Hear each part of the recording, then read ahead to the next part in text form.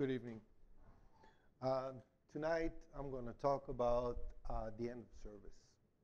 It may sound as bad news for you, so I'll revise the title and call it The End of Service as We Know It. And the reason why I talk about it is because we're right now at the beginning of a new trend in our service environment.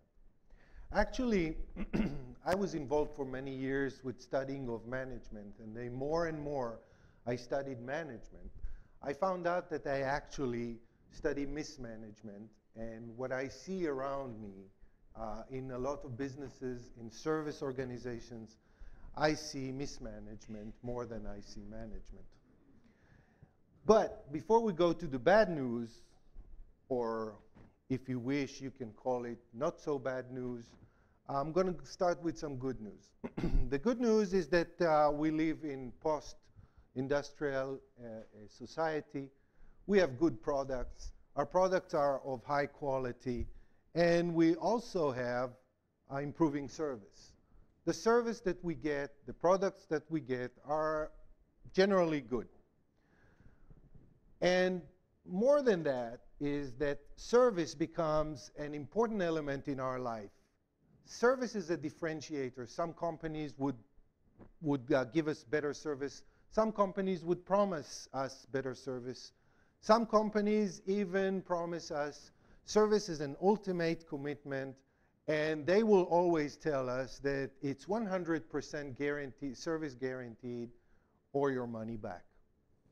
But I promised you bad news, so here are the bad news. We have rough roads ahead. And the whole thing started in 2008 with the financial crisis. The financial crisis hit us in 2008. Market tumbled, companies went bankrupt, and in order to avoid this from happening, or in order to recover from that, we see one trend that is very prevalent in our environment. The trend is that we're going to see more machines. More machines are going to give us service. And they're going to give us service in the bank, credit card companies, airliners, all over. We're going to see more service, and we're going to see less humans.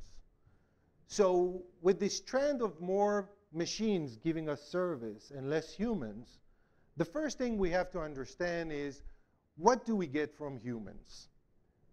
So I'm going to stop here with this trend and try to investigate what the human service provider does. And in order to do that, we tested service providers in a very unique setting of restaurants. And the reason why we did that is that restaurants allow us to investigate the service provider simply because the outcome of the service is manifested through a tip. And so we can basically gauge the service encounter. If it was a good service encounter, then we'll see probably a good tip or a high tip. If it's a bad service environment, we'll see a low tip. So the question is, if our service provider at the restaurant setting is an expert or a manager. An expert means that the service provider knows what's going to happen in this service encounter, and this expertise is basically useless because all he knows is what the outcome will be. A manager is slightly different because a manager would know that a service encounter can be managed and turn out to be a good service encounter, even if he thinks initially that this is not a good service encounter. So what we did, we went to look at waiters at a restaurant. Actually, we picked a lot of restaurants. We visited those restaurants, and we looked and tried to analyze the dynamic of the service encounter. So the service encounter dynamic goes as follows. The first thing is, when the server approaches the table, he collects cues. Those cues are basically the number of customers. He communicates with them initially. He receives their order, so he kind of gauges who he's dealing with. Based on these initial cues, our service provider builds a prediction. This prediction is basically if there are good customers or bad customers. Good customers means that he collected enough cues to believe that these are customers that are good, The service encounter is going to be nice, and they're going to leave him with a fat tip. A bad customer saying, oh, these guys are not as nice as I expected. This is going to be a hellish service encounter, and they're not going to leave me a nice tip. Based on that, our service provider builds a certain communication style, when the communication style is built around two types of communication. The first one is the necessary approaches, where he has to go to the table, ask them what they want to order, bring the food to their table, and so forth. The other one is the server-initiated encounters, and basically what happens there is that the server decides if he's going to initiate an approach to those diners. After that, the service encounter ends, and our service providers see the outcome. The outcome is that the good customers would leave him a nice tip, and the bad customers would leave him a bad tip. What we see here is a self-fulfilling prophecy. What it means, the service provider in the self-fulfilling prophecy is basically making a decision, a judgment, an initial judgment about good customers and bad customers. Based on that, the service encounter ends in a situation where our service provider is at a self-fulfilling prophecy. His initial prediction that these customers are bad would generate a low tip. His initial prediction that these customers are good would generate a high tip. This is a problem because what it suggests that good customers would get good service and bad customers would get bad service. And our service provider is only an expert because his initial determinations of good and bad customers would lead him to communicate with the customers accordingly and generate a self-fulfilling prophecy. So now let's go back. Now we kind of know how the service provider acts in service encounters. And now let's go back to our ongoing trend of less humans and more machines in the service encounter. When I say more machines and less humans in the service encounter, there is a reason for that.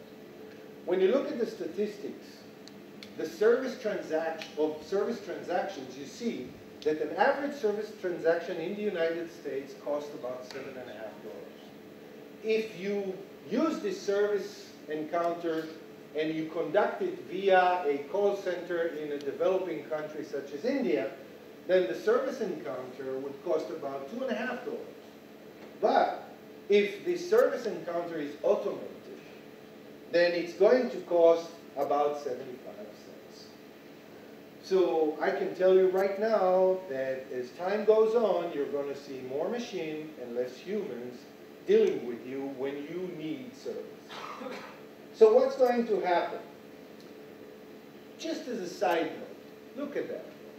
The Port Authority in the United States just announced that starting this summer in JFK, LaGuardia, and Newark Airport, you're going to have new service providers.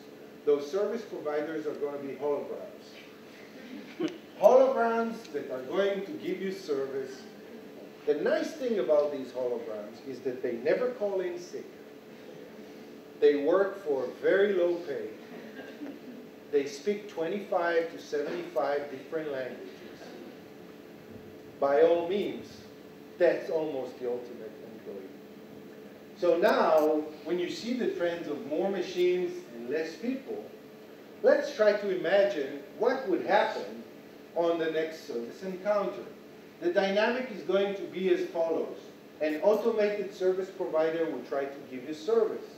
If this service turns out to be a problem, the automated service would give a cue to a human being.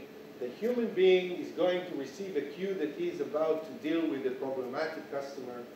And this cue would generate a self-fulfilling prophecy. Here is a nice example. Think about it next time you board a plane. First thing you're going to meet at the airport is going to be the automated service provider who's going to try to check you in onto the flight. But you're going to have a problem because your suitcase is going to be either too big or too heavy.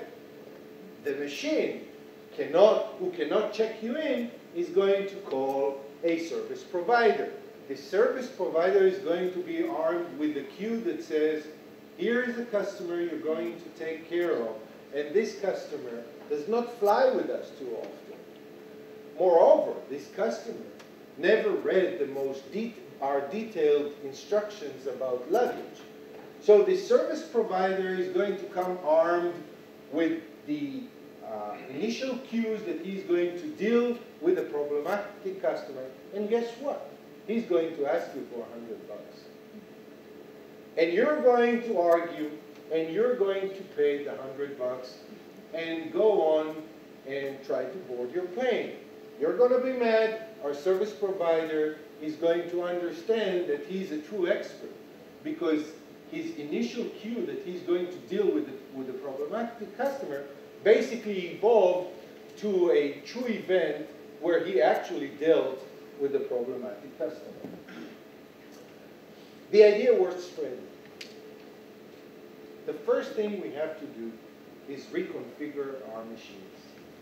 Our machines right now, who are going to deal with us more and more, are going to send cues to the human service providers about us being problematic. We have to reconfigure our machines to give cues that will not generate a self-fulfilling prophecy. The second thing is that we have to reconfigure our human service providers. Most service providers take real pride in the fact that they're true experts. They tell me every once in a while that they're experts. They knew from the first moment that this customer is problematic. This is something we have to reconfigure. We have to re-educate our service providers and tell them that they're not necessarily an experts.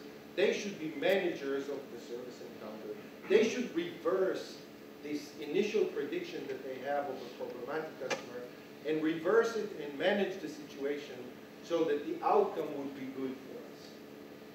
Think about this dynamic. When you serve people, try to apply it. It may save us all from the end of service. Thank you very much.